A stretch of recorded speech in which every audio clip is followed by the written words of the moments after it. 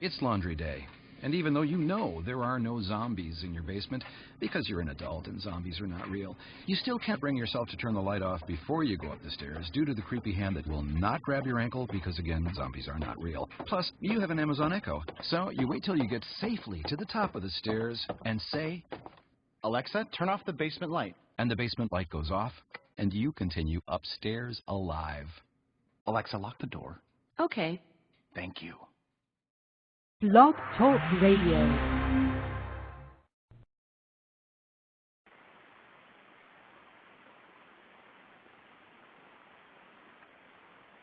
We swear by peace and love to stand, heart to heart and hand in hand. Mark, O Spirit, and hear us now, confirming this, our sacred vow.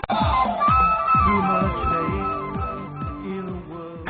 For too long I've been parched of thirst, unable to quench it. Too long I've been starving to death, and haven't died. I feel nothing.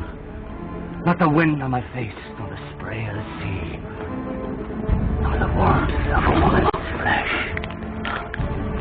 You best start believing in ghost stories, Miss Turner. You're in one. Good evening. As a duly designated representative of the city, county, and state of New York, I order you to cease any and all supernatural activity and return forthwith to your place of origin or to the nearest convenient parallel dimension. That ought to do it. Thanks very much, Ray. Hey everybody, it's Angie again, your host of Dragonfly Extreme. This is a special edition show with Carmen Reed from a haunting in Connecticut. You can visit her website at carmenreedonline.com. In our top friends list on our MySpace profile at www.myspace.com/dragonflyradio. This is going to be a very emotional show. I've been trying to do this show for a long time, so I'm finally glad it's coming through, and I'm very lucky to have her on. She's a great, great lady, and we're going to get her on here just as soon as we come back from break. We'll be right back. Fear is the path to the dark side. Fear leads to anger. Anger leads to hate. Hate leads to suffering.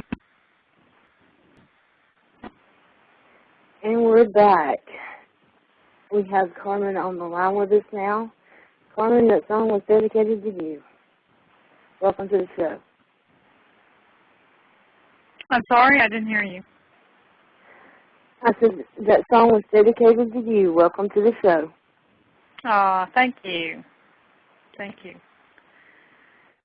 I appreciate that. That was a beautiful song. I love it.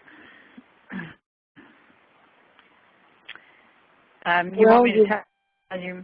Yeah, we have a clean slate here. Like I said before, a lot of people that listen to me are really now getting into the paranormal field, and they haven't watched many shows, don't do much research, so we got a lot of beginners and learners here. So you can start wherever you want to, and the table's open. Well, what I'll do is basically tell a brief of my story and what happened. I was a mother of 4 kids, and my oldest boy developed cancer. And the cancer was first diagnosed as non-Hodgkin, which means that he had 6 months to live. And we were living in a small town in upstate New York near the Catskills. They didn't have the facilities for childhood cancer there. So my doctor, who was a wonderful man, asked me to select a teaching hospital. And my husband, being from Connecticut, I selected the University of Connecticut. That way I'd have family where I could go shower and stuff, staying at the hospital. So we took him to the University of Connecticut, and he began getting very, very ill. And during that time, I decided that the trip was causing him more harm, and we needed to find an apartment or house closer to his his doctor, and my husband could transfer to Connecticut because they had an office there. So we put in for the transfer, and he got it, and I started looking for housing. Well, there was a problem with having 4 kids and trying to rent a place in Connecticut. Most people didn't want to rent to anyone with more than 2 children. And my reaction was, well, which 2 should I drown? But I continued to look, and one day I happened by, I'd actually gone to see a townhouse. It was just a tiny little cracker box. And as I was going to that townhouse, I passed this beautiful old colonial on a tree-lined street that had a, just a for rent sign outside, nothing grand or anything. It wasn't through a realtor or anything. So on the way back, I stopped.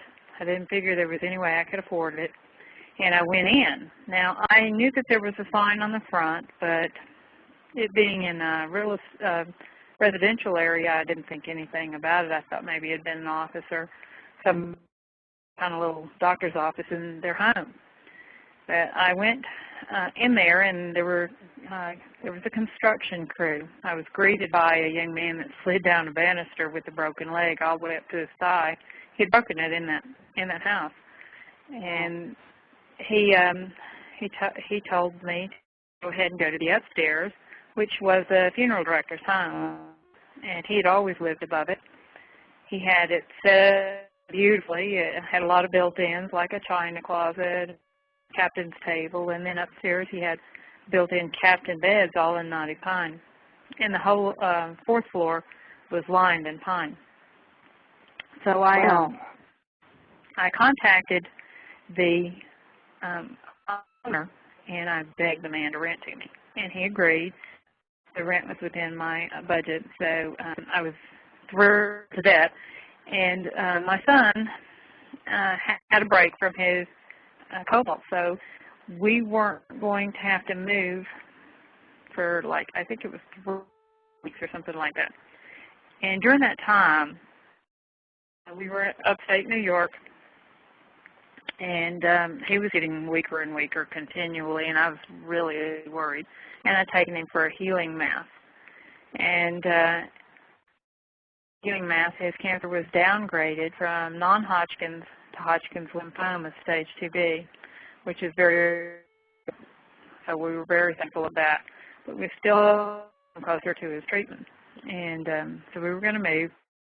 Well, during that time, the landlord had called me and told me that he had agreed to rent me the upstairs, that before I'd met him, he had agreed to rent it to this preacher, and the preacher, he hadn't heard from him in a long time, so he had just recently heard from him, so he was going to convert the downstairs into as many bedrooms as I needed. So he did do that, and I could move in at any time. Well, when we moved in, actually, I think it was about a week before I went back to do some cleaning because they were through with part of the rooms, and they had this beautiful cobblestone red floor in the kitchen that I just loved, and it was in perfect condition. Well, I went back, and I was going to mop that, and I was letting my oldest son, Matt is his name in the new movie. It was Paul and Haunted in Connecticut. I went back to mop the floor, and he was going to select his own bedroom because he was the oldest, and he was sick, and this was the first time he was going to have a bedroom of his wandering through the house, and I started to mop the floor. Well, I was using a fan and a normal mop, and I put the water to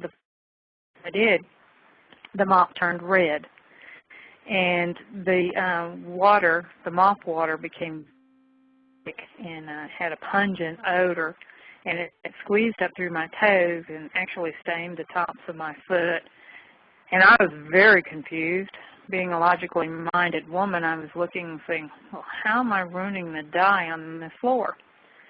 Yeah. And it was very thick, and I got as close as I could, and I could see there was porousness in the floor, and I'm thinking, how is this happening? So I started wiping it up, trying to figure out what I was doing wrong. I was leaning up against the cabinet, and my son came in, and he said, Mom, we have to leave this place. It's evil. Wow. He knew right away. And I said to him, son, evil lives in the hearts of man. I'm sure this place, as old as it is, could tell some great stories if the walls could talk, but it can't be evil because that it's stone and plaster. There's no way it could be evil. So I didn't believe it, and he was going to learn the hard way. And he was trembling, when he came up and told me that. And I was very concerned about his well-being. But we had already rented the place, and we were due to move in the next week. Well, in the interim, I had a dream, and I woke up, and you'll never guess what time it was. 3 a.m. Wow. And at 3 a.m., I just sat straight up in bed, and I grabbed my husband's arm, and I said, I just rented a funeral home. I dreamt it. And he said, well, what makes you think? I said, I don't know. I dreamt it. And he said, oh, you and your dreams. And then he said, well, what difference would it make? I mean, nobody died there. There wouldn't be any reason for there to be ghosts or anything in there. He believed in ghosts, but I didn't. And so I said, okay. I bought that story, and we went ahead and started to move. And him and his brother got there with a truck of stuff, and I said, would you do me a favor, just go in and check and see if my dream was correct,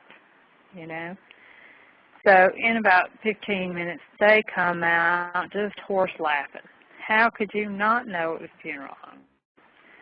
So it struck me deep into my core that I'd rented a funeral home because I had children and put them in what was a funeral home. And I'd never really been in a funeral home, so I didn't know much about it. Go ahead, and I wander around the house, and I find things like a head tag from Cambodia. I found, now what a head tag is there was no other part of the body. So all that came back was a head.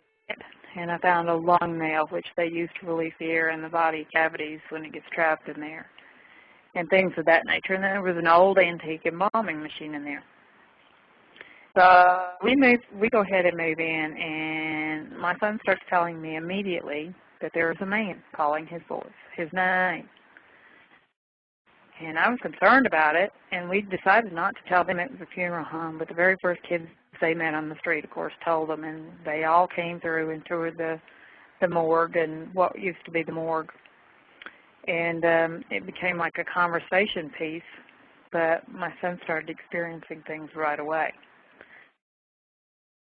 Even that kind of thing. I was a computer tech and just did not believe that existed. I mean, I believed in God and the devil, but I believed that they could become directly involved in our lives. Spirits couldn't.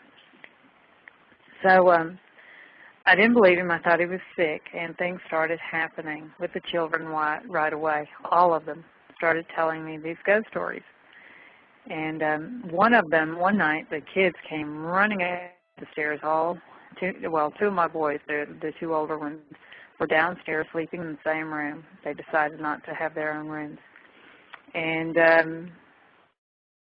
they come running up the stairs, and they told me that there were men downstairs and that they were in a dark hooded clothing and that they were just milling around. Well, they thought that they were real, and I thought, and I went downstairs, and I started checking it out, and there were a few toys knocked over, and robot was smashed, and that antique embalming machine was missing. So I started checking the windows, and there was no way that they could open. And there was a ramp that went from the outside. It's how they brought the bodies in and took I guess that's just how they brought the human bodies in before they prepared them. There was a long ramp. It was about 20 feet long. And at the very top door, it had double wood doors of solid oak, and they had a metal bar that slid across. It was about 1.5 inches square in diameter, and it slid all the way across. So there was no key that they could come in that door. And none of the windows opened. The next door went back up into our bedroom. There was a set of back stairs that came up. Our bedroom was actually a utility-type room. That's where they brought the morgue. It had a 7-foot 8-foot opening. It was a trap door that when they had they put the coffins on that, and they would push these bodies up our floor, and they had like a pad on the ceiling where the coffin is the ceiling or the coffin. So they would pull them up that way, and there were back stairs that went down into the morgue from our bedroom. No one would have been able to come in that way because I was in there, and the other doors were all locked. So we never did figure out how the men got in there and down there. And this became a routine. Every night the kids would come running up the stairs with a ghost story. There was another man that they saw. He had long black hair down to, and he didn't have, I don't know if you saw The Haunting in the documentary, or A Haunting in Connecticut. I did. Remember the demon they showed with no whites to the eyes that were all black? Mm-hmm. Well, there was another demon that they showed that they didn't get to show, and he had black eyes on one side, and he had the long black hair that went down to his butt, and then half of his face was like ragged, like the skin had been ripped off, and metal was underneath, and he had a red eye on the other side that glowed. And this is the one that tormented the kids the most. They saw him frequently, and he would just come into the room and appear and tell my eldest boy to do bad things. He would tell him to hurt someone in the family. For instance, he locked my youngest in a trunk and left him there, you know, and he was 3. So it would have him do bad things, and he would start getting punished for them. At first, he would run upstairs all the time, but with me punishing him and not believing him, it forced him to kind of deal with this entity on his own. And that's basically why I came public with the story, because I don't ever want another child to have parents that don't have the information like I didn't have at the time. I didn't know anything about it, did not understand it, and did not believe it existed. And I punished my children for telling me the truth and coming to me in fear. And they were very. So this entity started him on a daily basis. Well, there was another side to this entity. He didn't always appear with half of his face ripped off. Sometimes he had his entire face and the 2 black eyes and the long hair. Now, I saw him in that form several times myself. And was he as solid as the others? Pardon? Was he as solid as the other ones? Yeah. I mean, he wasn't transparent. It wasn't a ghostly image. He looked like a person. You know, I mean, he wasn't transparent or anything. He would just appear. And they started, I actually called the police several times. The kids had, at some point, my nieces to live with me. My sister was very ill and going through a divorce, and 2 of her daughters came to live with me. One was 18 and one was same as my middle son. He was 13 at the time. And they'd see a man standing on the roof to the ramp that went down into the morgue. My daughter's bedroom was right over that ramp, so there was like a little house roof under her window that you could stand on and see into her room. And there was several times a man there, and I called the police, and they would check it out and never find anyone, you know. And we thought maybe it was kids or something. So we started having these occurrences right away, and they continued. And our electric bill was running about $300 a month for our apartment, which was outrageous back then. Now, you got to remember, this was in '87. And during this time, my father came up missing. And now I knew that he wouldn't just deliberately disappear, having his oldest grandchild with cancer. So I was very concerned about him, and I put a missing persons report out on him. Well, pardon me, when it was our first Christmas in there, and on December 8th, I had decided that if I didn't hear from him by December, I was going to go down and see if I could find him. And I got a phone call that he had been found dead. And he'd been living since June when we moved into the apartment. And when I went down to identify him, he had been stomped to death. He had footprints on his back and stuff. And he was a disabled veteran, so it was very hard. And when I came back, there was, this was the third set of people that had lived in the apartment above us now. We're talking from June to December. And my dad was dead, and I just buried him. And they got a Ouija board for Christmas. Oh, no. And they knocked on my door. There was a door to their apartment. As a matter of fact, the stairs that you see that John is going on was actually those stairs going to the upstairs apartment. Oh. And they came to that door and knocked on it, and they said, Carmen, your dad wants to talk to you on the Ouija board. He's identified himself as your dad. And I went in, and I said, well, okay, let me ask some questions. And I knew some personal things that we were called. We had nicknames by my dad. He always was a nickname type person. And nobody knew those nicknames. Not even my husband knew those nicknames. So I asked him the nicknames of each sibling of mine, and it came back with their nicknames. And they were bizarre nicknames. They weren't pet names like Sugar or anything like that. They were like Princess Open Mouth and, you know, names that somebody else would never guess. Yeah. And it started saying some things that I just didn't feel that my father would say. And I said, you're not my father, and I walked away. And they came to my door on several occasions saying that Ouija board was asking for me. Well, about a week before New Year's Eve, they moved out. There was you couldn't keep people upstairs. They always had some kind of a story to tell. And I started hearing more and more stories, and I started noticing little things. For example, I would hear a phone ring. You know, an old-fashioned phone with a bring. Yeah. And I could never find the source, and I looked and, pardon? Angie, I didn't hear you. What did you say? I said, I remember those. My mother used to have one. Oh, yeah. Well, it was ringing, and I could,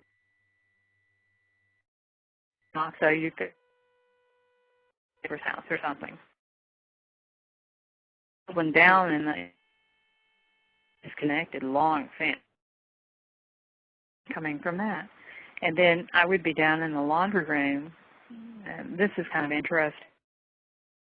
The laundry room up downstairs into the morgue. We were cleaning it, and there was blood on the walls and things of that we had to paint over. And I pulled an intestine out of the sink, or what looked to be an intestine, out of the drain trap, and it kind of sent shivers up my spine. But when I'd start doing laundry down there, and the apartment upstairs stayed in for quite some time, I would hear people walking around. And I'd go upstairs, nobody was there. I'd call my name, and I would go look for the source, and I couldn't find it. So I just dismissed it as wild imagination, being in a funeral home. And then I kept hearing popcorn popping. I don't know why. We never even owned a popcorn popper. And I'd go searching for that, and I couldn't find it. The kids continue to have ghostly stories every day, and I have so many of them. One day they were going down the stairs, and they stopped dead. And this isn't in any of the movies or documentaries. They stopped dead on the stairs, all of them, my nieces included. And they rushed me to and then I started to go down the stairs, and they said that there was a little black boy skipping along the perimeter of the room and just to the wall. And I said, okay, well, where'd he go, you know? Because I never saw anything. At that point, I hadn't seen anything, and I just didn't believe him. Yeah. I finally put my oldest boy in a mental hospital because he just seemed to deteriorate. He was hearing voices. He was diagnosed as paranoid schizophrenic and put in a straitjacket. His behavior violent, and all the kids were afraid of him. He had changed drastically over the time we'd been in there. So he was removed from the house. Well, almost immediately when he was removed, things started happening to me, and he told me they would. But it's kind of my fault. Pardon me. The day that my son was put in the mental hospital was very, very traumatic because he was in the house and an ambulance came and took him away by force. And he's screaming, "Mom, make him stop." And when I followed him and I got to where they kept him in the mental hospital in a straitjacket, but it was like a cot that went from his ankles to his head. It was a cot. They were in there, and he was strapped in there, and they wouldn't let him have his shoes, and he was screaming for me, and he was screaming for his shoes, and it was just very traumatic. And the last thing he said to me is, "Now they're going to come after you." Oh, wow. Well, I went on home, and I went to the back stairs because everybody was asleep by the time I got home. And I went down the back stairs, which was connected to my bedroom, and I sat on the bottom step, and I dared the son of a gun, and I did not use that language, to come and show himself to me, to fight me, that these were my children. If there was anything in this house, I wanted you to deal with me and leave my kids alone. That's totally understandable. Yeah, I agree. And I was upset that my son was put in this hospital, and I was very angry, and I was ready to fight this thing. Well, lo and behold, things started happening immediately after that. The way I found out was my niece came to me. It was really late one night. She'd been on a date. It was after midnight. And she was knocking at my bedroom door, and she said, "Auntie Carmen, it's happening again." And I picked up the Bible from the corner of my table, and I said, "I'm going to find something in this book to prove that there's no such thing as ghosts." I went into her bedroom, and she was wearing a Garfield nightshirt, and I started reading, and I just opened it and started reading, and it was Psalms 24. Where I opened. And as I was reading it, she sat up and she said, "Aunt Carmen, it's coming. Can you feel it? It's coming." And I could feel an energy, but I actually thought it was her fear. And she wrapped around me really tight. And I peeled her off and got her settled back down, and I started reading louder and faster. And she did this 3 times, and the third time I pulled her away from me. I noticed a hand, the outline of a hand going up under her nightshirt and out through the window, out through the wall behind her, and with a laugh that came from the pits of hell. And I scooped her up, and I felt it go outside the window. At this point, I can feel it, and follow us through the house. I went through on the inside, and it was following us on the outside of the house. And we got into the dining room, and I picked up the phone, and I called the parish, the Catholic Church. And I got an associate pastor instead of a head pastor, and I told him what had happened, and he told us to say the rosary and call him in the morning. Well, I didn't know how to say the rosary at that time. And I knew the prayers. I mean, I'd heard it done, but I did not know how to say it. So my niece had the rosary around her neck like a necklace, and she went to bed with it every night. And it had belonged to a nun. And I started to touch the rosary, and as I did, it lifted up off of her chest and shattered. And the beads were strewn across the entire room. And at that point, it was as if every belief system I'd ever had was just toppled on the floor and scattered. so confused. There's this child looking at me for protection. I could see the fear in her eyes and in her face. Now I understand what they've been going through. And I don't have the vocabulary, I don't have the knowledge, and I don't know how to fight this thing. Yeah. So I did what any good Southern woman did. I put pot tea on, and I started thinking. And as I was in the kitchen making this pot of tea, my niece said, "Aunt Carmen, it's coming." And now I can. And we started towards each other. And in the kitchen where we greeted and hugged each other, this black cloud enveloped us. And when it did, the confusion was so overpowering. Now, I was raised in church, so I could say the Our Father at the time I could walk. You know, I knew it backwards and forwards and inside and out, and I could not say the Our Father. I could not tell you. They call it diabolical confusion. To experience diabolical, pardon? The cloud, it was big. Was it like a mist, a see-through thing? I didn't hear you, Angie. I'm sorry. Excuse me.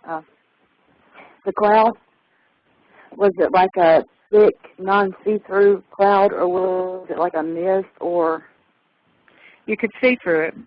It was solid black. It didn't have a temperature. It didn't have an odor. It didn't have a weight. You couldn't feel it on your skin. That's why I call it a cloud. The only thing, now my niece said it was like 1,000 hands touching her, but I didn't feel that sensation. What I felt was absolute, complete confusion. I could not tell you anything, and there was no way I could come to grips with that confusion because I never had experienced it before. And it was like I was on drugs. Pardon? I have experienced that many times before, so I can identify with that. Well, the confusion was so intense it was like I was on a drug, and fortunately it did that for long because it takes a lot of energy.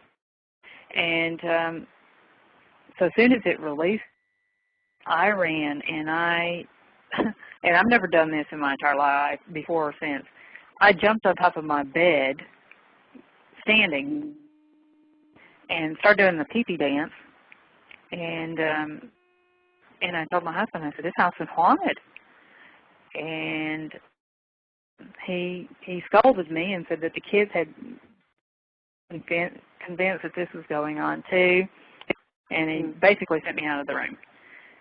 So, and I'm trying to figure out what I need to do, and I had remembered that I worked with people that did believe in this stuff, and I was telling them stories as they were happening, and they had given me this article that had the Warren's name and number on it, and they also given me a name and number that did clearings of haunted houses. Well, I tried the first lady first because the Warrens were, and she was in Florida. Her daughter was given birth, and she was out of town, and her husband, he would have her call me when I got back, but she charged $280, which was fine. But and I called the Warrens, and it was about 3 a.m. And Lorraine answered the phone. She answered the phone. I started telling her the story. Well, I started with, "You're probably going to think I'm crazy." And started telling her the story, and she told me that she didn't think I was crazy at all, and that she and her husband and the crew would be out the next. Well, we just had to get through that night. Yeah. And I didn't have any of the protective prayers except for the Our Father all my life, and I'd used all my life. And I was using, well, the way we got through the night is, let me backtrack a second. My husband at the time called me in after I got off the phone with Lorraine, and he said, Carmen, I've known for a while that the house is haunted, but we just do not have the money to move, and I don't know what to do. And I said, okay. And he started telling me some of the things he was experiencing. And what he had been experiencing, rummaging around downstairs at night, and it was loud enough that he was going downstairs in his underwear and carrying a gun. Now, my children are down there sleeping. Yeah. And he's carrying his gun down there. And after he was doing it at night, in the middle of the night, and I never heard it. Normally, if he got up to go pee, I woke up. But for some reason, I guess it was intended for him to be alone and not to route me. I never heard the noises. So it was intentionally directed towards him. As you know, that spirits can do that. Yeah. Oh, yeah. He was going downstairs with that gun, and at any time he could have shot my son. Jeez. So he had realized this himself, and he stopped carrying a gun and started carrying a ball bat, which would have been equally deadly because these boys were half his size. If he'd swung the bat and hit any one of them, it would have killed them. When you're on the alert, you got afraid, didn't you? Pardon? You got any kind of weapon? Yeah. I mean, a haunted house and weapons do not go together. No. One of the first things a researcher needs to do when they go into a house that's haunted is have them remove any weapons because they do not mix. You do not. Yeah. It's like having alcohol and weapons. They do not need to be in the same place. If you're going in to do research and they tell you that they've got guns, you should ask if they don't tell you, and have them family member, because under the influence of demons is worse than drugs. Oh yeah. But he obviously did not tell me that because I would have been infuriated that he was walking around my children with a gun. Because anything can happen. A gun can go off accidentally, you know. And I was just horrified at the story, and I said, okay. So I said, well, we've got to get through the night. The Warrens are coming tomorrow, and they'll give us some help, and I'm going to talk to the ministers in the morning, the church. So I was in the middle. He was on one side, and my niece was on the other side. Well, the entity started to get very aggressive. I could feel it come into the bedroom from the double doors from the morgue. And it started walking around the bed and pulling up the covers, and I'm slapping this thing. Oh. You know, you're slapping at nothing.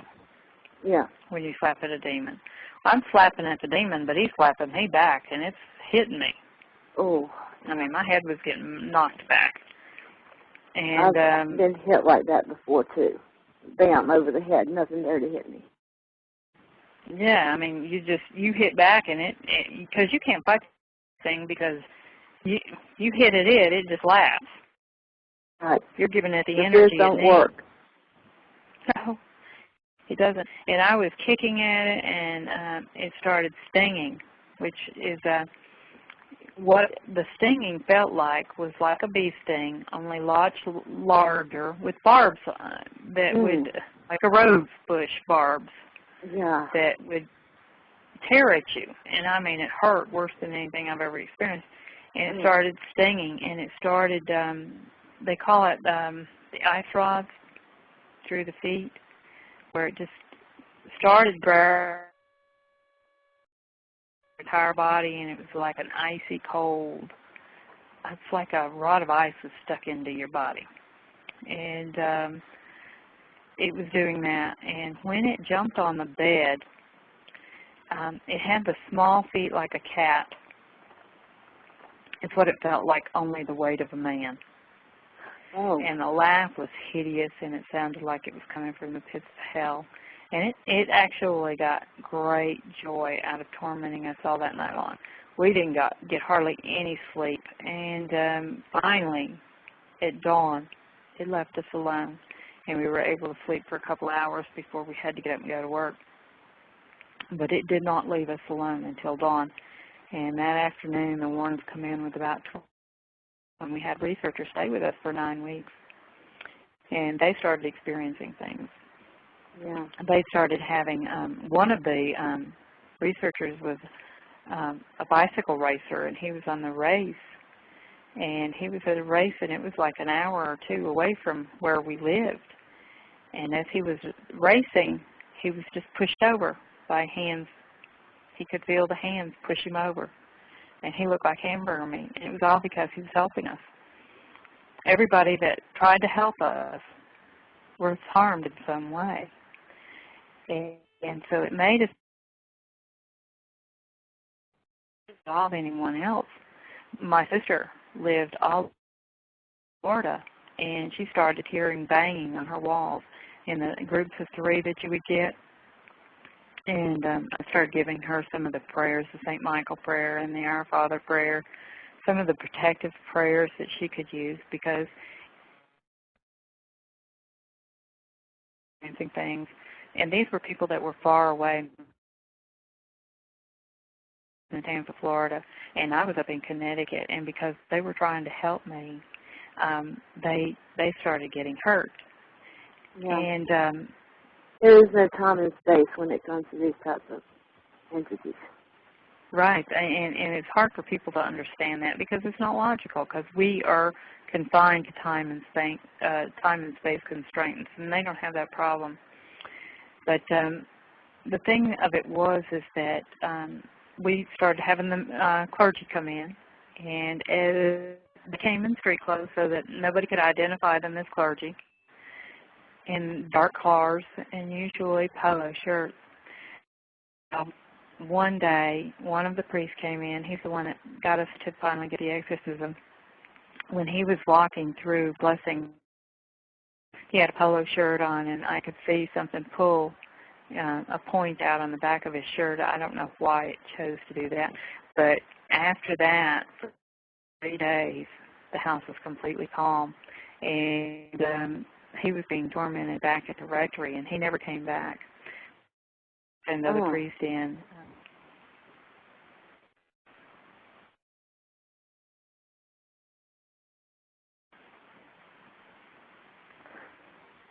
Are you there? Yeah. That just, we've had stuff like that happen on me.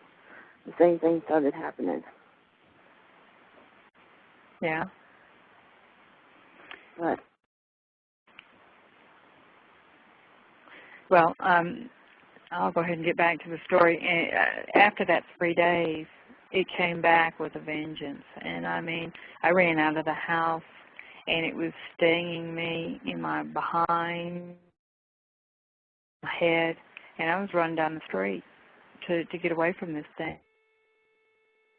The computer system had crashed, the phone system had crashed. So I had, she was listening to some of the stories. She had taken her dogs out for a walk that night with her husband, and they had 3 little, like, miniature dogs everywhere, but they were really small dogs. And she had all 3 of them, and she was telling her husband some of the stories I had been telling her. And all of a sudden, they just disappeared. And they searched everywhere, and they pulled their neighbors out, and the neighbors were looking for them because it was a valuable dog and a very well-loved dog. Mm-hmm. Well, when they had got to the point where they were going to call some help, like their kids to come and help them find the dog, they opened the door and the dog was in the house. And, I mean, that's not something that, I forgot to bring one of the dogs out. They knew they had all 3 dogs. And one just came up missing, and there's no way it could have gotten back in the house on its own. That this was going to hurt other people and cause them pain, I pulled in, and I started disconnecting from my friends because I didn't want them to be harmed or be involved in this. And that's been one of the biggest questions people ask me. Go stay with friends. Why didn't you go to family? Why didn't you just leave? That's been one of the biggest questions. Well, we couldn't leave. Where we went, it went. we had to defeat this thing before we could become free. Yeah. And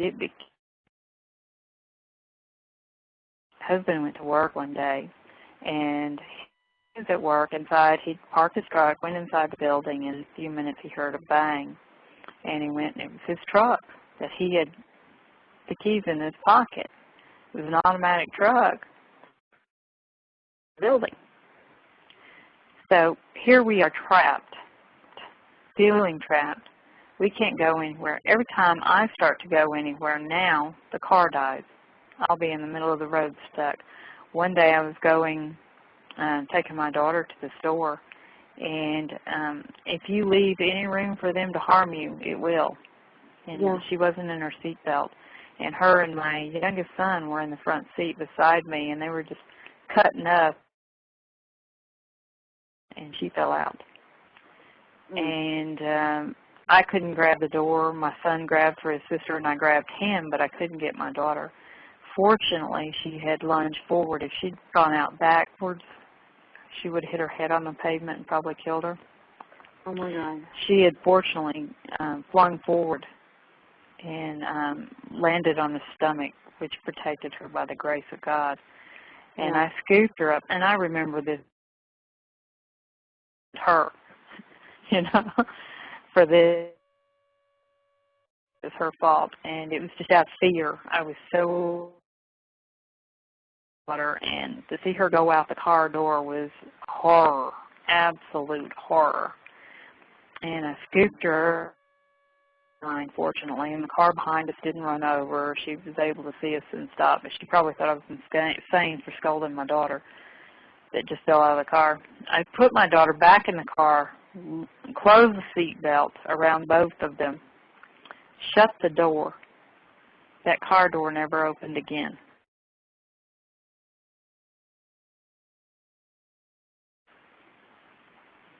It never opened again. It was just one of the things that he could do anything he wanted at any time. That there was very little I could do to stop it because I sensed it, because it could hide from me. And that's one thing that when they don't feel anything, it's clear. These things are smart. They can hide from you. Oh, yeah. They know how to lay low. You go looking for them, they're going to hide. Pardon? If you go looking for them, they're going to hide. Oh, yeah. And then come back out when you're weak. That's when they strike. Yeah, this thing could hide because I had a priest ask me. He said, "Well, he thought I had the gift of discernment between good and evil, and I honestly, until that night, fear, but I couldn't pinpoint it. Like somebody was watching me. It wasn't something that I could pinpoint." And basically, he said, "Well, if you don't feel anything, there's probably nothing there." But so it had identified, it had realized that I could sense it and hid from me all that time, my children, until it was ready to come after me exclusively. And it started taking me from my body and tormenting me. I've seen it's a place in John's. I was first taken from my body, and we weren't allowed to smoke in the house, so we'd go out on the porch. And the researchers made it a practice to tell. I don't know how they found all the funny stories. They always tell us funny stories to get us laughing. That's just serious sometimes. The researchers said laughter was one of the best medicines. Yeah. So they kept us laughing as much as they possibly could. I've laughed at some things that sometimes I have to laugh at myself to keep going. they were good at that, and we went back into the house, and as soon as I got into bed, I was snatched out of my body. Well, everybody thought I'd just gone to sleep. And he would squeeze my hand before he'd go to sleep. Even if I was dead asleep, I would squeeze it back. And he said, something's wrong with Carmen. And my niece jumped up. She was on a mattress on the floor with the researchers. And she jumped up and she looked at me. And my neck had swelled and turned black and my face contorted. They said it looked like something else was over my neck, like that black cloud. And I was not there. I was in a dark hole with that entity with the long hair and the no whites of the eyes. And he was cussing at me, saying all these vulgar things, and he was calling me simple-minded, saying that he was dead, that he had absolute control, that he could do anything he wanted to me. And I just continued to pray, and as I did, I finally was dropped into this other area. The one thing I noted the most, this should interest most researchers, is I knew I was out of my body because I could not feel the temperature of the air. I could not hear the sound of my voice when I was praying, and you don't realize how much you count on the sound of your own voice when you're speaking to correct wrong. But I couldn't hear the sound of my voice. I couldn't feel the temperature of the air, and I couldn't feel the ground under my feet. I was out of my body. Everything was in black. It was all in shades of black. There was no light. No area. And there was a sign that said Ephraim.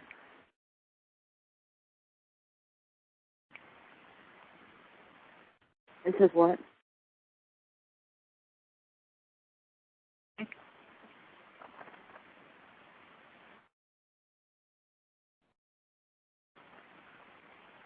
Are you there? Yeah. Do you want me to continue with the story? Yeah. The last thing I heard, it was all black. Okay. Everything was in shades of all black. Okay, and we went into this box. It was translated to me. The information came to me. And it said it was a desert road of hot tears, like sand-swept desert. Then I could see these entities. I approached them, I could feel their emotions permeate me, and they were all sad, negative human emotions. Some of them were so foul that like severe lust or weird kinds of lust, I moved away from those.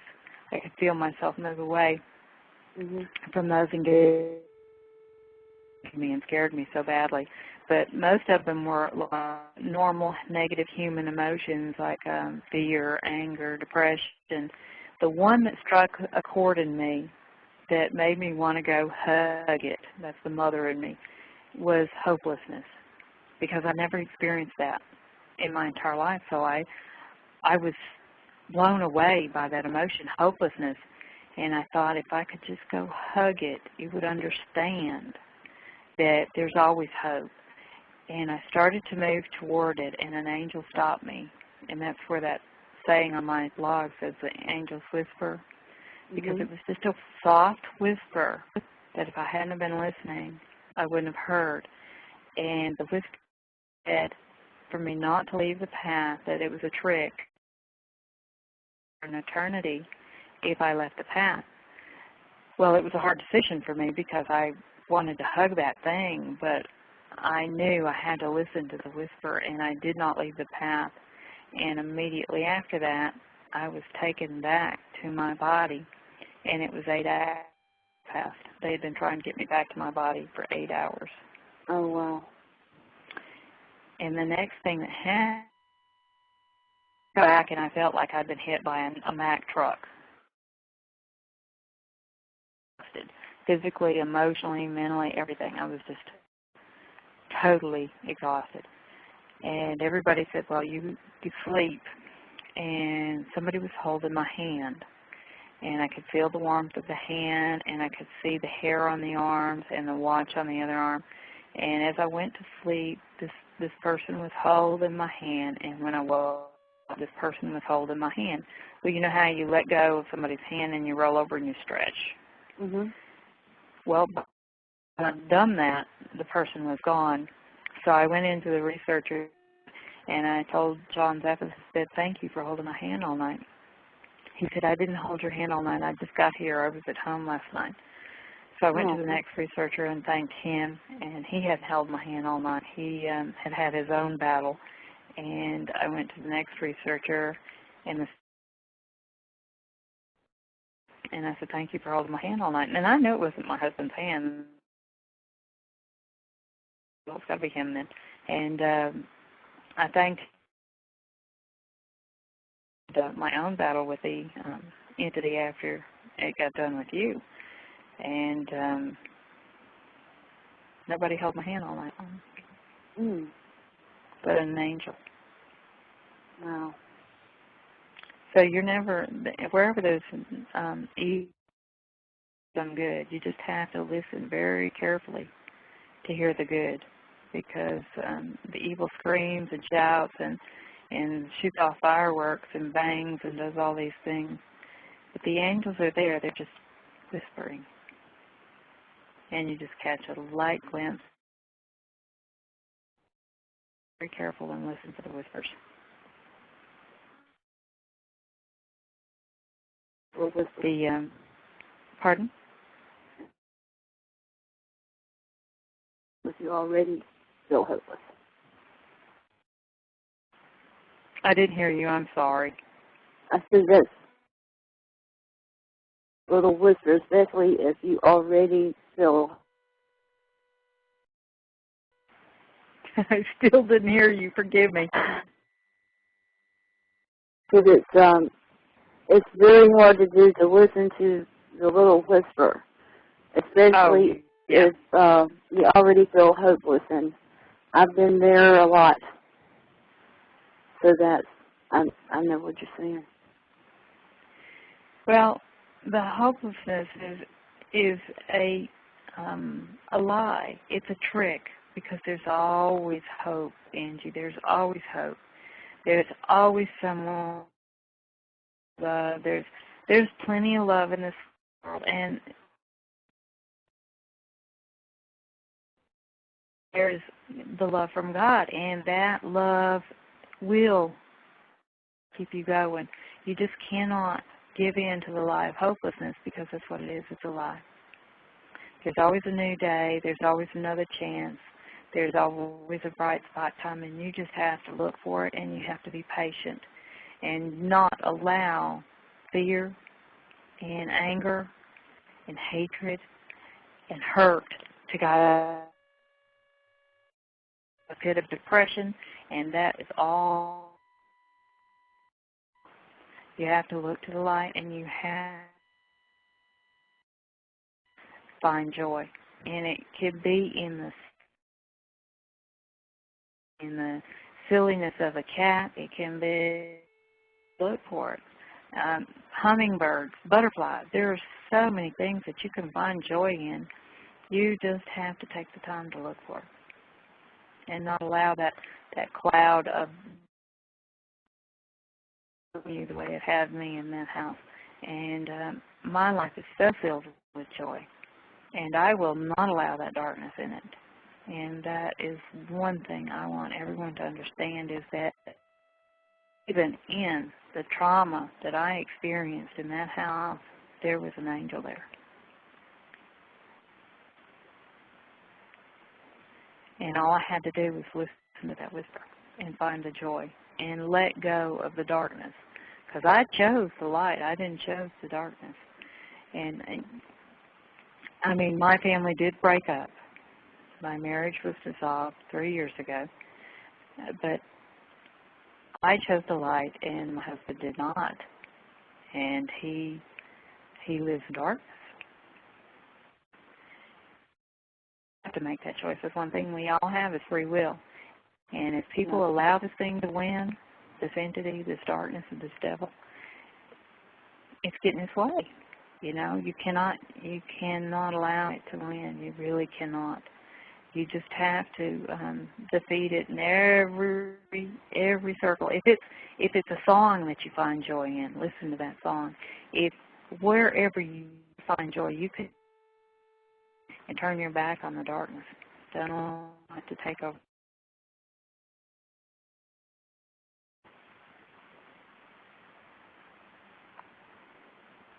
Angie? Yeah, I'm here. That's true. It's hard to do, but it's true, and I think at some point in our life we all have to make that choice. And it's not easy because there's so many illusions that the devil uses, and some of them, I mean, sexual fantasies, it can pull you into that kind of thing. You just have to say, oh, I'm not going to cross that line. I don't want that darkness for myself. And you have to recognize the darkness, and you have to turn away from it and turn back and find joy. And I don't know how else to put that, but me and my family, my children especially, escaped the demon. And they so healthy, and they live joyful lives. The darkness to enter. Aware that it's there, part of it. They in the house, but they have the knowledge that it exists. And that's not something that they'll ever lose, and that's not something that can ever be taken away from them. Once you know the truth, and of course it's hard to muddle your way through it. I mean, I went through pure hell. I was being slapped, stung, knocked down, demons, and it scared me to the when it wrapped that shower curtain around my face and I couldn't breathe. I mean, it was an illusion. But I just knew I was going to die. And, I mean, it could have killed me. It could have suffocated me with a shower curtain. Epitaph. Woman dies by shower curtain. I mean, it could have taken my life at any time, but that's not what it wanted. It just wanted to go and pull me into that darkness. And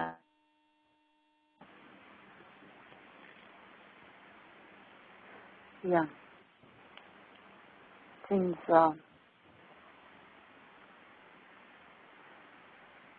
familiar. What? Pardon? That's familiar. Okay. Now, to get back to the story, that we started having things like the body lift downstairs still had the chain hoist attached to it and the chains. And we'd hear those rattling, and the Warrens were actually there one night, and they couldn't sleep there because the chain hoist was right below their mattress, and it just kept spinning and kind of a fear in them because they were afraid that door was going to open and get shut, and they were going to fall through. But it did, and so they didn't stay very long. But and one night I walked in, one of the researchers was in a room by himself, and he was just bouncing up and down. I said, "You rocking yourself to sleep?" And he said, "No, I have no control over this." And it was just bouncing him, and he didn't have a clue. And he was just trying to ignore it and go to sleep anyway. There was another night where and I was always in a battle with this thing. And it started pretending to be my oldest boy. And it kept saying to me, it was like I'd locked my son out the door, and it said, "Can I come in?" And the angel's whisper told me again, "It's a trick," and I said, "No." And it turned into a demon, and the way it looked was like somebody tanned too much, you know, the leathery skin type look. Had no lips and black eyes and narrow features, and it was in constant motion. You could see the ripples of the muscles through the body. It was very distinct, like the ab muscles were very distinct and the calf muscles were very distinct and defined, and it was just like undulating in constant motion, and a growly, gravelly, deep voice, and it would swell.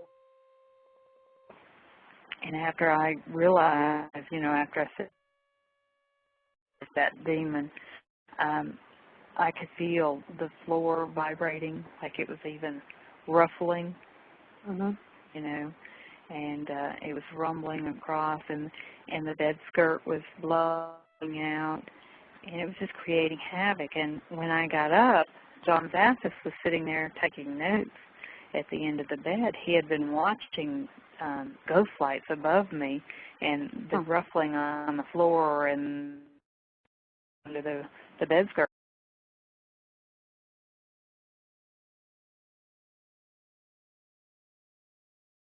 And there was no air coming through there. And he was making that. And we finally got an exorcism, and 3 priests and deacons and porter, and then there was a policeman and 2 others. The priest, in case we attacked him. It took 4 hours, and we moved out after that. Any more schizophrenic. He's not paranoid schizophrenic. He never heard another voice. Amazingly, after that. And he's never had a real. He's 34 and has 4 children of his own. Then my second son has 3 children of his own. My daughter has 2, and my youngest son is a policeman, has no children. Wow. 1 policeman and a truck driver. That's They're my great. children, and they're all doing very well. And they all go to church, and they all protect their children from paranormal. They know how to, and they're doing very well. That's wonderful. The only one lost, and we're still working on that, is my ex-husband. So.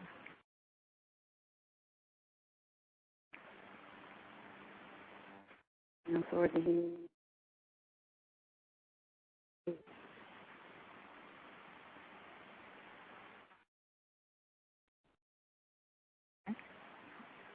You still with me?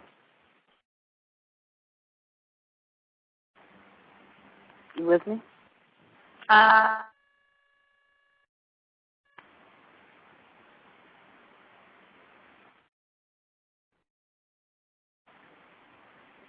You still there? Yeah. All right. We're going in and out again. We just had another interference. Yes, it's probably the wind. Yeah, it is. It's really bad here. Well, we've got an hour. I did an hour and 20 minutes, so. What do you want to talk about now? Pardon? What advice would you have for the newer ones that's coming into something like this? Somebody that wants to just go out and investigate, or somebody who suddenly decides to take an interest in something like demonology and they've never had any other experience in the field? Well, those are actually probably the best kind of researchers you can have. Is never had any experience, because they're not going to go into it with any kind of fear or any preconceived notions. It's better if they don't have any experiences, but they need to know how to protect themselves, one, because going into a house, most of these people are suffering from post-traumatic stress syndrome when you go into them. You know, I mean, they are completely terrorized. They don't understand what's going on, and they don't know what they did wrong. And you have to go in there with the heart that you want to help people, and you want to help them to get through this, but realize that there's some mental issues going on.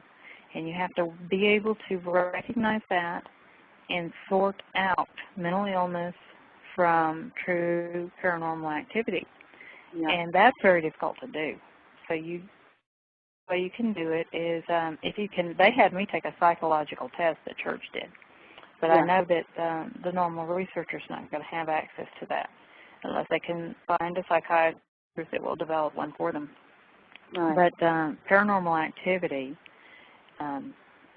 you know, you have to go in there with the idea that you can help these people, but you have to protect yourself, and you have to know when you have to walk away, because there are times, and I know I was pulled into doing discern church for a period of time to see if people really want to. And believe it or not, there are people that are under possession that do not want to be free. They say they do.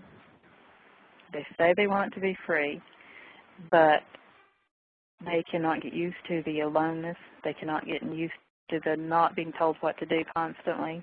Yeah. And they have to make their own decisions, and sometimes they feel naked, and they invite the thing back. So you have to know the difference. Unfortunately, I have a friend who's dealing with somebody who has all the signs of possession, called himself by another name even. And the person that's in that body says they hate the person who actually the body belongs to, and they don't want any further help. And our teams had to pull off of this case.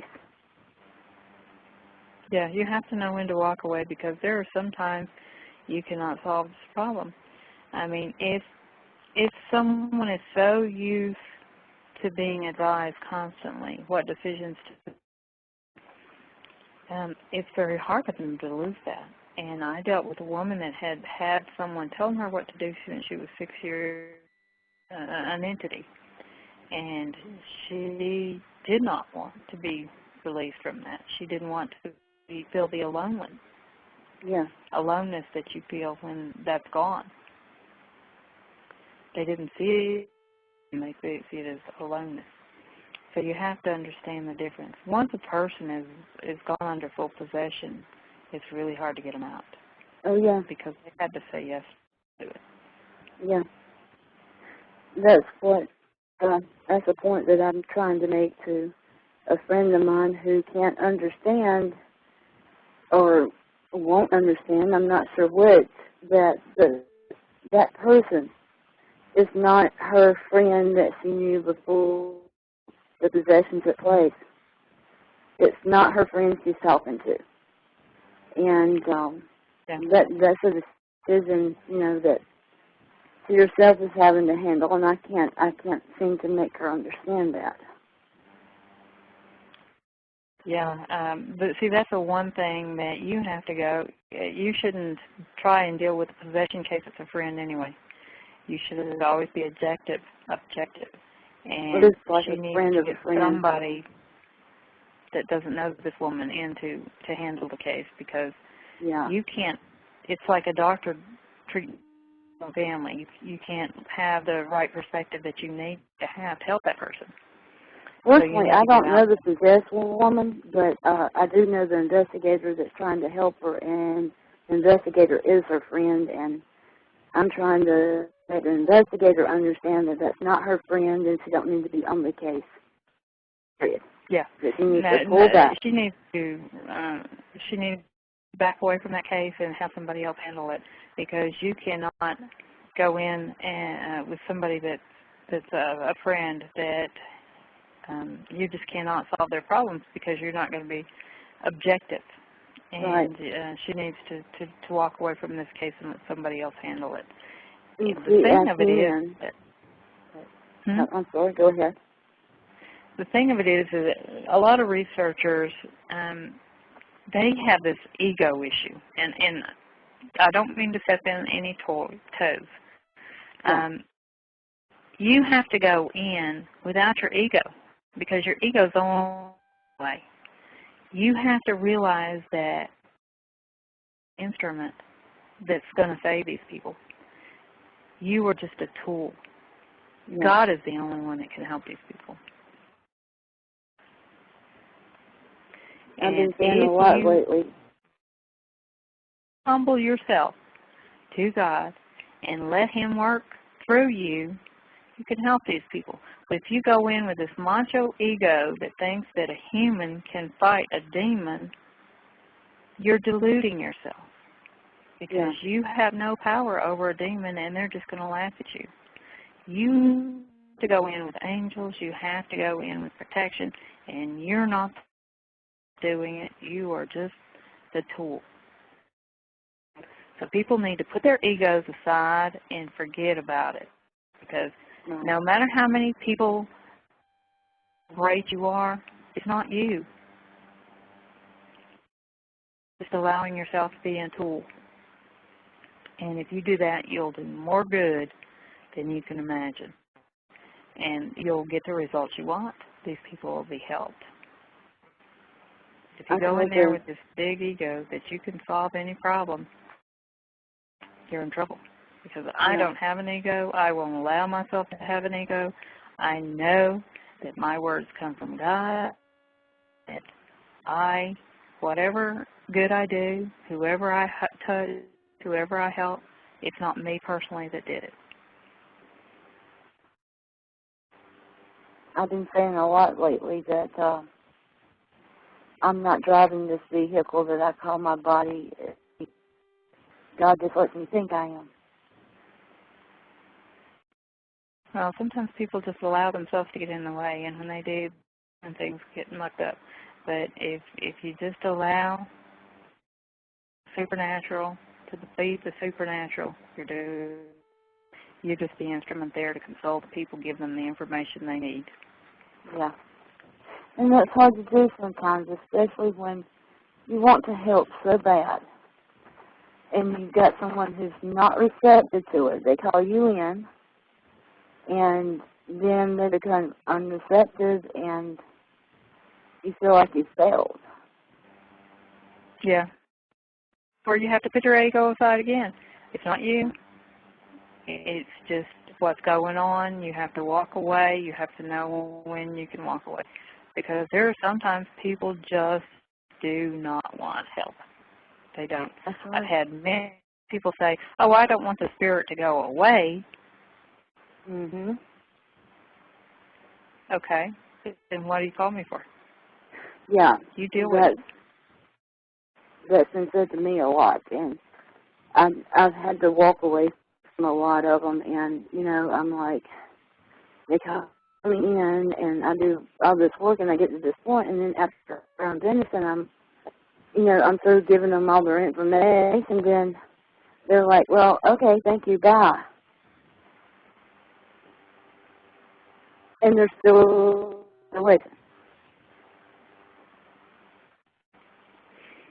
Yeah, they're people, and the thing that the people don't understand, okay, there's a little girl in my house, and she's so cute. Okay, what if it's not a little girl?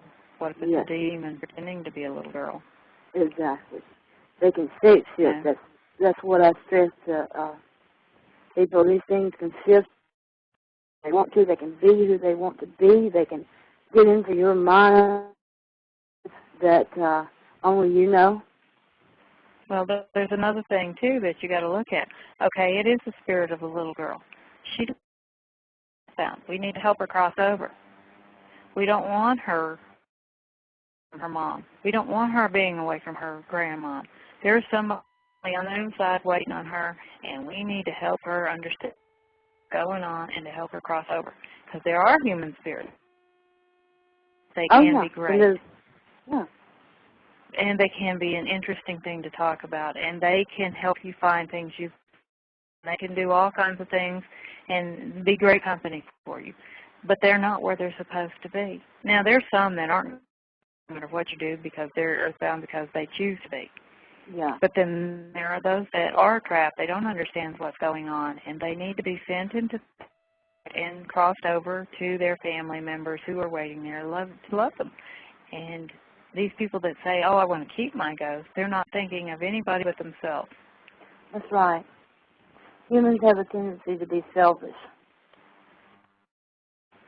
Well, they need to let go of that, and they need to look at the whole picture. That's the biggest thing that I think so many humans do not do today, and that's look at the bigger picture. They just see what they want at any given time, and they allow that to interfere with the bigger picture. You know, it's like anything else. You can destroy your family by just thinking of yourself and not thinking of the entire family as a unit. Well, that goes for the whole humankind too, you know.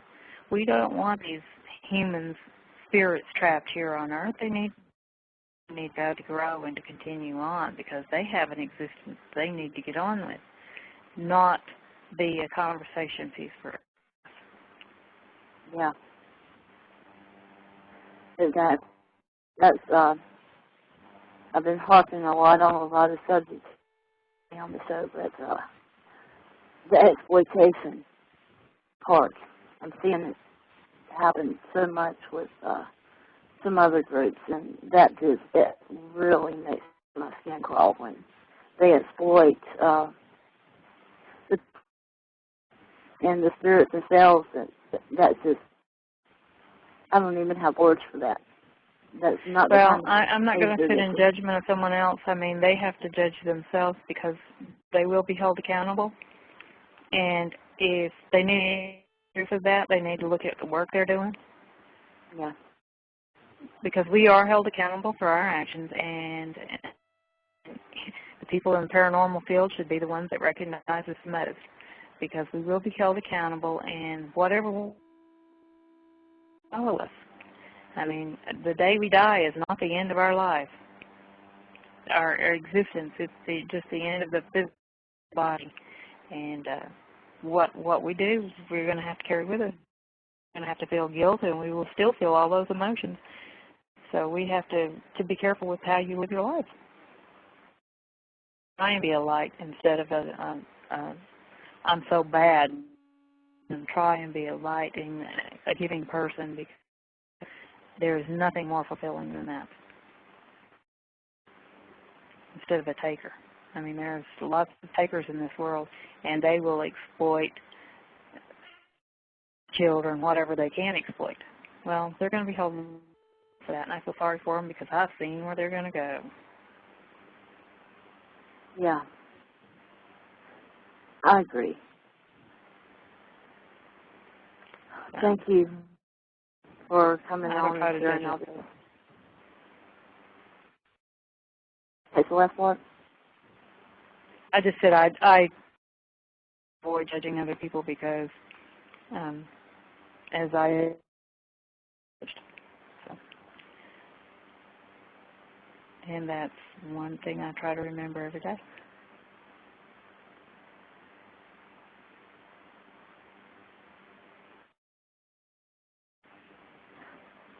I agree. And I try to keep that attitude, but that's hard too sometimes. Yeah, we are human, aren't we? Sometimes I think way too much so. I mean, we can get ourselves in so much trouble in our own head. We don't need any help. Oh, I had that. Yeah, it's something that we all deal with on a daily basis. But yeah, we can get ourselves in more trouble than it's a daydreaming than anything. That's what the parapsychologist teach with. That's why she was laughing at me that time. That email I sent you about what happened to me. She said, "Yeah, yourself then." I said, "Yeah, I think my life is done." Well, she picks on me about it all the time, but it's good to have somebody like that, you know, to open your eyes. yeah. Yeah, you need somebody to slap you every once in a while and wake you up. But I've got You plenty do a of lot people of that do that. that. I feel like my mama. Well, that one time I got in trouble, I told you about, she did a lot of that, slapping around that day. Then she's like, oh, I'm off to the grocery store now. Yeah, you just, you never know what life's going to bring, but you just got to have the humor and see the joy in it and try and live it. Yep. Well, I guess we're done. Pardon? Well, see, one of the lessons like that, though, you never forget them, ever. No, I've had way too many lessons. I'm about tired of my lessons here. I am, too. I think I should be done with school, but... I guess that's the day we die.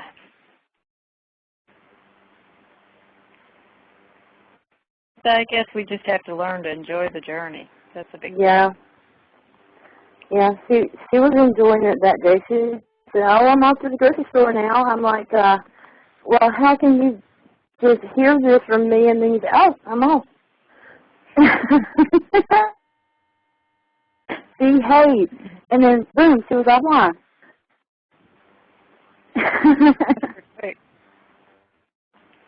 Yeah, you never, I guess it could carry the up with them. I don't know. You never know.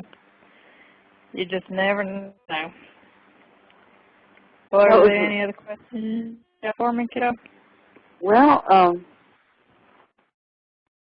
did have one. I was told about the same friend, the parapsychologist I worked with, told me that she had one time that had the blood coming out of the walls and it was splattering. And she said it was getting on the clothing of the people that was involved. And she said they had it tested. And the test came back that it was animal blood plasma. And I wondered if there was any other instances that came out and if any kinds of tests like that were be able to be performed on it. Well, you know, it never even occurred to me to have the dye on the floor tested because I assumed it would be dye from the floor. But I did contact the manufacturer of the floor, Montesano, and they told me that it could not happen, but that they discontinued that particular type of floor because it had asbestos. And so we never did, it didn't even occur to me because I thought it was floor dye. The thought of it being blood never occurred to me. It just looked like blood. It smelled pungent. But I assumed in my human mind that it was floor dye. So I never even thought to have it tested. I'm sure that would have been an interesting test to do, but at the time it didn't occur to me. And it when would we ripped have. the floor up, pardon? It would have it. As a matter of fact, I just got to that question just in time. Rosie has signed on. Do you mind if she has some questions? No, not at all. Go ahead, Rosie. Okay, let me hook her up right quick. Oh, well, I guess I better tell her I'm putting her on first. Can you hear me? Yeah, I can barely hear you. We're going in and out.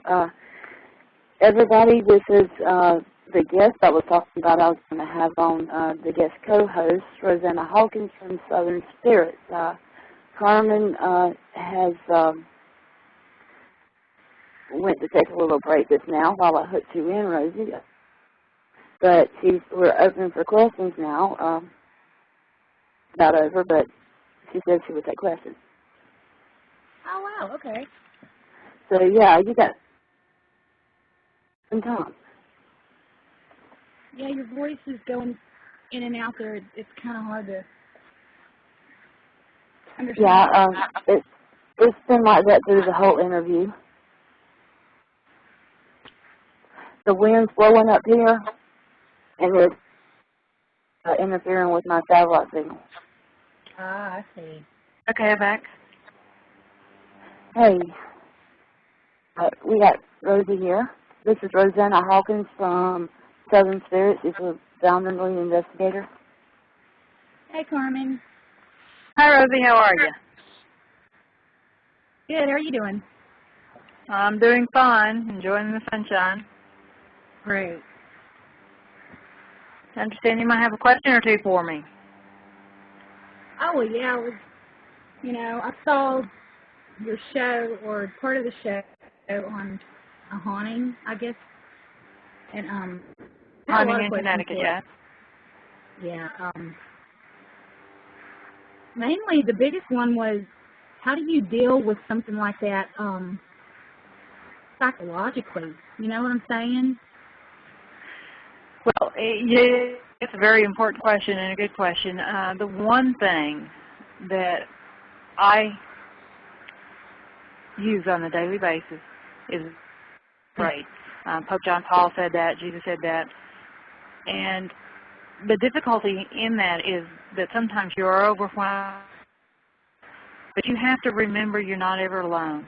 As I mentioned earlier, even in the most frightening instances, there was always an angel there, but they did not much noise or weren't as distracting as the demons were. They were just there in the background, and if you called on them, they would intercede and help. But you have to remember you're not alone, and you have to understand that if you allow yourself to go into the darkness of depression and fear, that wins. You have to let go of it. It's not going to control me. The power over me. And you have to fight it that way. You know, the psychological aspect is one of the biggest parts of my life, is recognizing I was not crazy, that this was an outside influence, even though I cannot explain its existence, where it comes from, or how it works. I do know that it was there, and what it did, I know everything it did. The biggest thing is it has no control over me. It has no power over me. It can slap me, it can me around, it can cause me to die, but I'm not going to let it control my life with fear. Because fear is very destructive emotion. It can stop you from living your life and finding joy in your life. I would not allow that to happen, and my children didn't allow it to happen.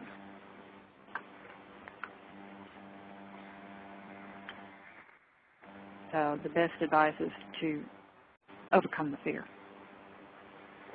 Yeah, so having a strong connection through your faith is really basically how you get through it.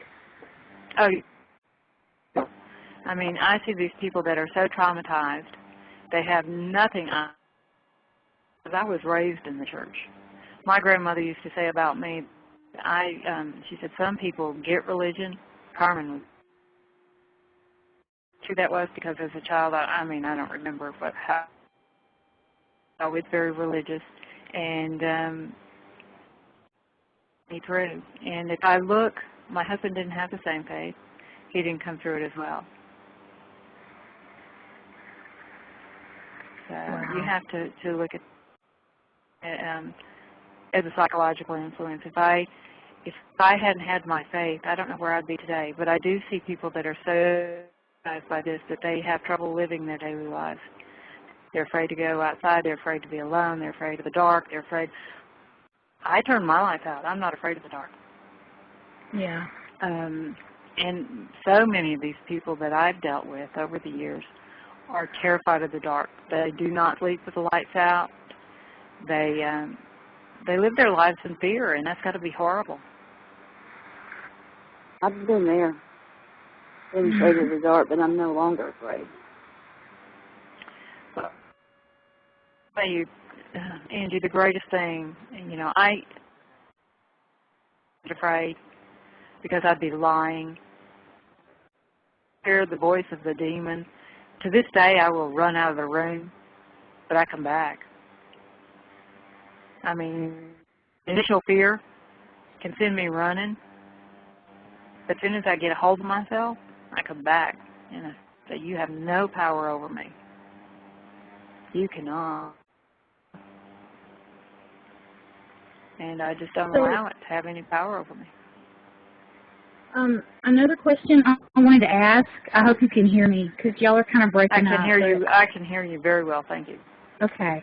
I wanted to know, once you and your family dealt with what y'all dealt with at that house, was that the end of it, or did it follow y'all?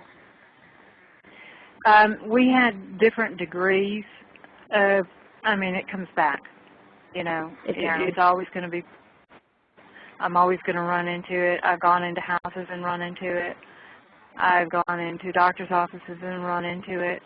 I'm very sensitive now. I can tell a demon if they're there. If they, I know it. If I go into a graveyard, I know whether or not it's haunted. So I have, and my children have, a sensitivity that we are always aware when they're around. We're always aware when good is around. And that's my children's life, basically. They whenever they felt that evil, they got themselves out of that situation and came home or whatever. And it kept them from a lot of harm. And I myself, I mean, to another house, and there was a Russian woman there, and she teased me. I would hop in the shower, and I went to turn the water on. She got right in my face and laughed at me. It was all crazy, and her eyes were all crazy. And closed my eyes and shook my head and looked, and she was still there. And then when I turned the water off, the water wouldn't go off, so I had to run butt naked to the basement and turn it off at the entrance of the house. Now, I've had a lot of things happen since my sister died, my brother died, my favorite uncle died, all grandparents have passed away. I deal with evil on a daily basis, but it will not defeat me. Well, you just had experiences.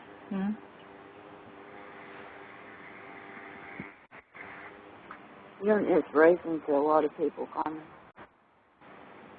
And I'm one of them. Well, like I said earlier, I can't take any of the credit. I am angels, and they look after me, and I'm always aware of their presence, and many times it's their words not. So if I touch somebody, I can't take any credit for it. I just love you. That's all. I can with my heart and find joy in life, and I don't take any credit for anything that makes good come. Hope that it does come out of it. It certainly has, and I love you too. Well, we got to stick together. We're all in this together. That's right. That's right. And loving another human is one of the greatest gifts that we were given. Free will is absolutely the greatest, but the next greatest was the ability to love unconditionally. And we all have to look inside us and find that. It's there. It really is. The ability to love. And when I tell you I love you, it's true. I do.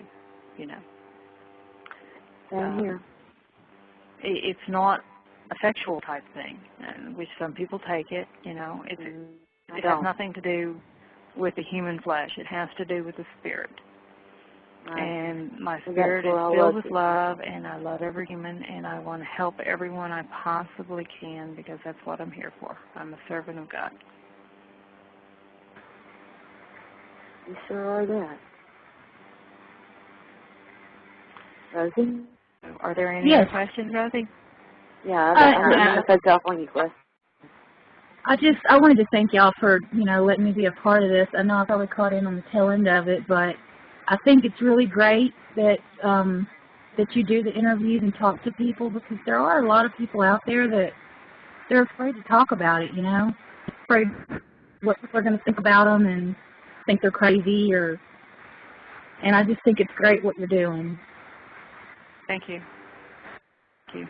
And anyone that has any stories that they want to share, or somebody they need to talk to about the things that's happening to them, I am open to that.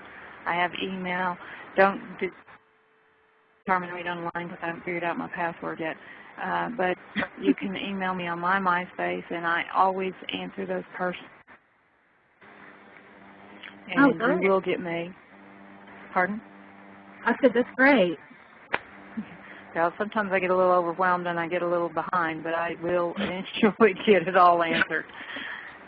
So, and I do enjoy the stories, and if there's anything I can do other than just listen, sometimes that's all people need is to hear, you know, have somebody listen to them, and I am there for that. That's what I'm here for. That is my lot in life.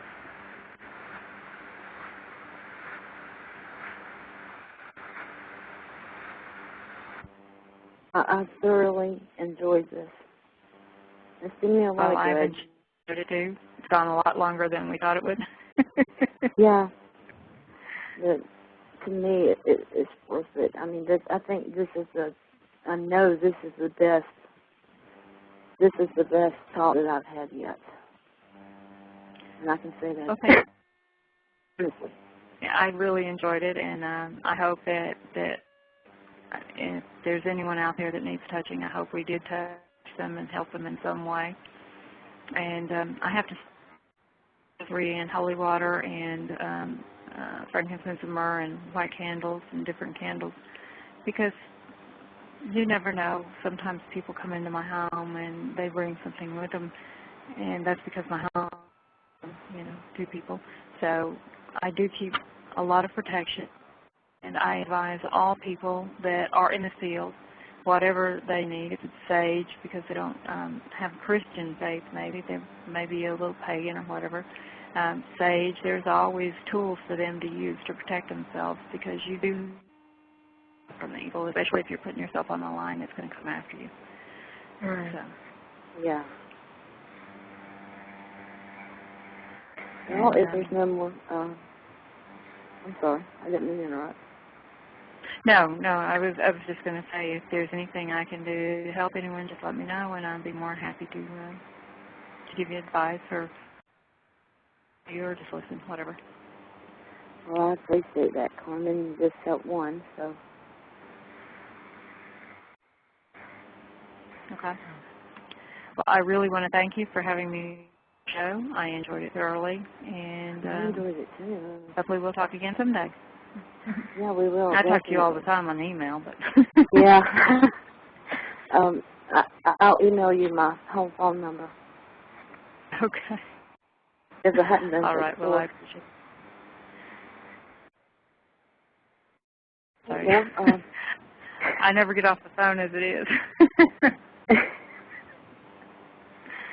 But yeah, I really did enjoy the show, and thank you for having me. Oh, you're welcome. I feel lucky to have you on. And with that, I'm going to end with one song that means a whole lot to me. I hope it will touch somebody else. And have a great weekend, everybody. This is Angie, the Dragonfly, signing off for today.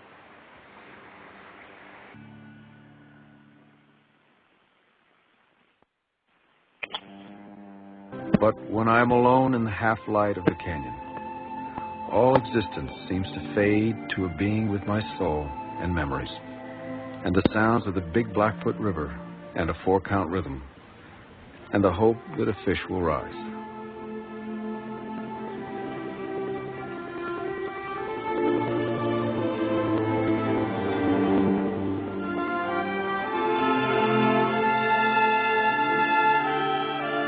Eventually, all things merge into one,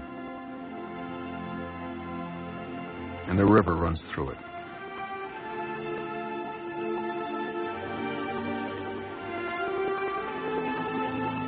The river was cut by the world's great flood and runs over rocks from the basement of time. On some of the rocks are timeless raindrops. Under the rocks are the words, and some of the words are theirs.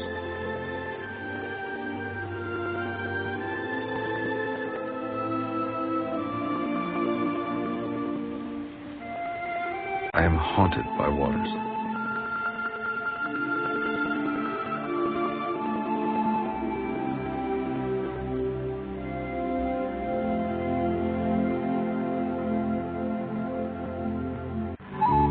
There are some things, though, I know for certain. Always throw spilled salt over your left shoulder. Keep rosemary by your garden gate. Plant lavender for luck. And fall in love whenever you can.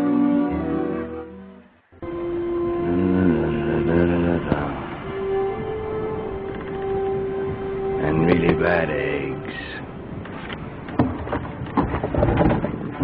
Drink up, me hearty yo-ho.